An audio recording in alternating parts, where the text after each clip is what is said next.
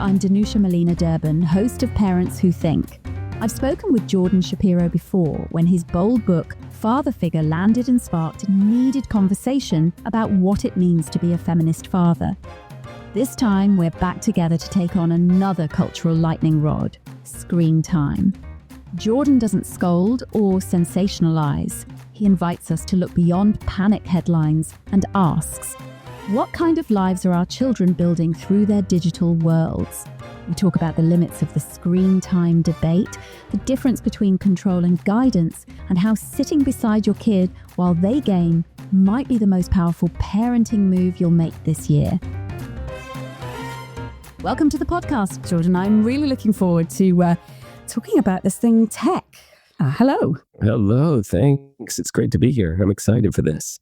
You know, for most of us parents, the concept of screen time, and non-screen time, is a big area, isn't it, for parents? There's a big divide, I think, between parents, certainly from the parents that I speak to, friends and media, read things about, the evil screen time.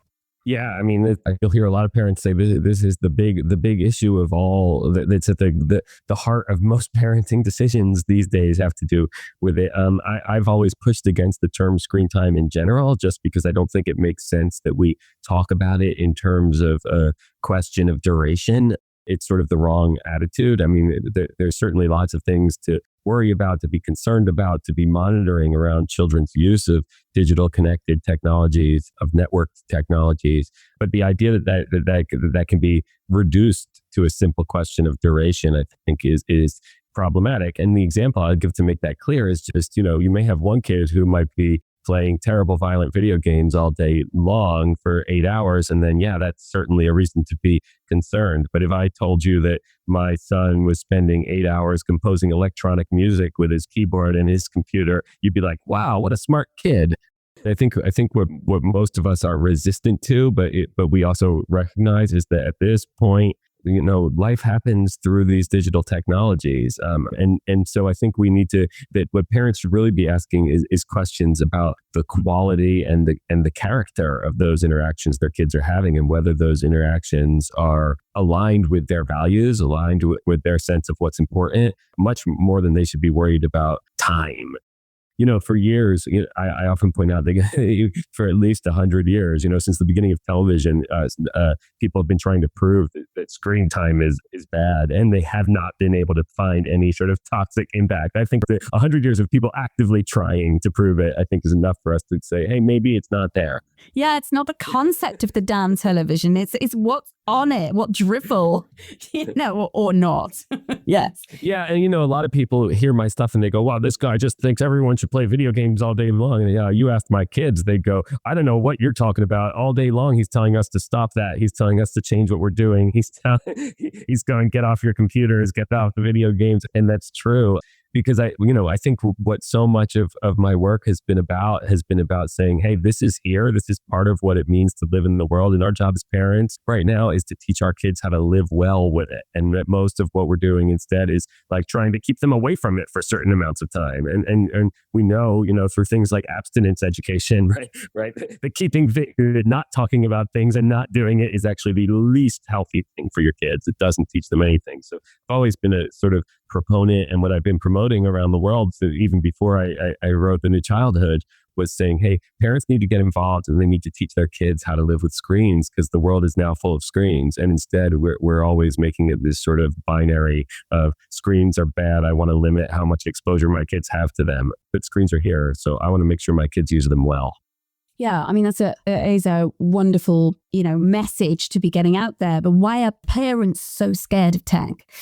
In my book, The New Childhood, I talk about this in a lot of detail. If you look at the history of revolutionary technologies, and there's parts of my book where I go back to the beginning of writing, even where I go back to the wheel, go back to the steam engine, and the gas lamp, right? All of these technologies end up changing a lot more than just how we live our lives. They change the way we think. They change the way we make sense of the world around us. They change the way we interpret our experiences. And I think parents intuitively get that. And so what they're scared of is the idea that their kids are going to let go of the things that matter to them, and let go of things like kindness and compassion and ethics and all these really, really important values. And I think the mistake is that parents think of this as being too revolutionary, when I think if you look back in history, you realize that all parents in all eras have always had to go, hey, how do I take the old things, the things that have mattered since the beginning of time, since humans learned how to live in community together, and how do I make sure they can still be meaningful in changing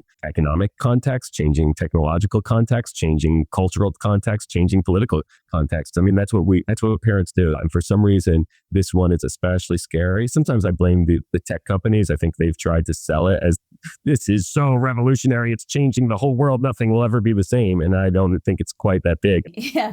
So the essence of this is that it brings enormous change. And the fact about screen time is if we send our kids off just to watch whatever they want without us actually being part of that, isn't that part of the problem, that we're not actually, we're kind of slightly scared, don't really understand. So we're either saying, don't do that, but we still really got no clue what they're actually really doing. Not really. We're just kind of saying blanket, it's probably not good for you. Yeah, in most cases, it's either don't do that or, kid alone in their room with the door closed doing something completely by themselves. Yes. But I've read, most families, both self-reported by families and also monitored by researchers, have shown that most of the conversations around tech between parents and kids are either, a negotiation of screen time limits or tech support. Right. There's almost no mentoring. There's almost no guidance. There's almost no teaching. And to me, that's just absurd. We need to grab back that responsibility as parents and go, I'm going to let you use the screen. I get you love video games. I get you love these videos. I get you love connecting with people in a digital space, but I am going to show you how to do it in a way that aligns with the kind of world I expect from my child. Okay, that's a wonderful place to arrive to. Where do you go from there?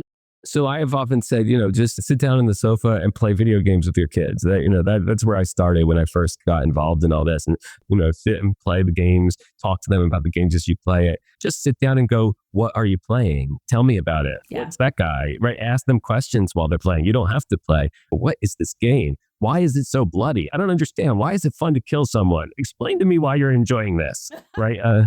All those things sort of sending very subtle messages where I don't feel like then I have to create very strong limits, because I'm teaching them how to interpret things and make sense of them. I've never been afraid of kids playing violent video games. I am afraid of kids playing violent video games and not having the capacity to make sense of them. And that's true for everything, right? If you think about, take it out of screen time, right? You might go, I'm not afraid of my kids being exposed to lots of sexual content, provided they already have the level and maturity to be able to think about it, right? I definitely don't want them exposed to it before they're mature enough to think about it. Yes, absolutely. So you sit with them. So sit with them. It's really important that we don't kind of shame or say you're not a good person because this is something that you like. I was like, that's right. You might go, I don't know why you like this. This is weird. I find this game abominable. I think it's sexist. I think it's racist. I think it's too violent. But I don't think you are those things because you're playing it. If there's one thing that's true about parenting is you have to pretend to be interested in things you're not. Like, I don't ever want to go to a game and watch my kids. It's so boring. I don't want to watch a bad school play. It's terrible, right? But I have to go there and learn how to get into it and learn how to love my kids while doing it, because it's what they need. Like, our job as parents, whether we're sitting and playing a video game, whether we're texting with our kids, whether we're sharing on Instagram and our kids are watching, or whether we're talking about their artwork, is actually to set the bar. We're supposed to show them where the expectation is, something that they are trying to achieve. And the only way to do that is to actively do it and then consistently explain with why that bar is there, right? So, that's what we do when we're trying to teach kindness. We go, talk it out. We're going, this is what it would look like when you resolve your conflict nicely. And we hope that they aspire to achieve those things. And so we need to do that in a digital space. We need to do it when it comes to art. We need to do it when it comes to their choir concert. We need to do it. We need to do it everywhere. Our job is to set the aspirational bar, and then to be the sort of Sherpa for our kids to help them get there. So actually, what you've just done is tell us the core of parenting, which Funnily enough, a lot of people don't think that their job as a parent is to set the bar. Their job isn't that. For many, it would appear to be their job is to be friends. Their job is to set memories, to give their children, experiences in life. Maybe that's because they didn't have them, but then their big thing is like, right, the big thing I do for my kids is I'm going to give them things. I'm going to, whether it's experiences or materials or set the bar is so often, from my observations, not necessarily the actual core of what they might be doing. Well, I'll give two possible answers to this. My first reaction to you saying that would be, these things aren't mutually exclusive, right? There's no reason you can't do both at the same time. Giving someone an experience is also about teaching someone how to interpret that experience. It's also about teaching someone how to make a meaningful narrative to go along with that experience. And to do that, you have to be modeling something and setting a bar. Think about a baby. A baby doesn't know how to make any meaning out of an experience. All we do is teach them how to make meaning out of experience until they're older. And able to do it themselves. And then we do a lot of correcting and intervening when we think they've made the wrong meaning. And if you're not doing that, I think that's a problem, but I don't think you can absolutely do that while creating experiences, while being the friend, while providing support, while doing all of those things. You can do one or the other. Now, that was my one way of answering it. My other way, if I wanted to be a little more obnoxious, and please do. I would go, fine, that can be your responsibility to your kids, but your responsibility to the rest of the human race is that you raise kids who are trying to meet ethical, moral, and social levels that allow us to live together in community. Parenting is not just your responsibility towards your kids, it's also your responsibility towards the rest of the community.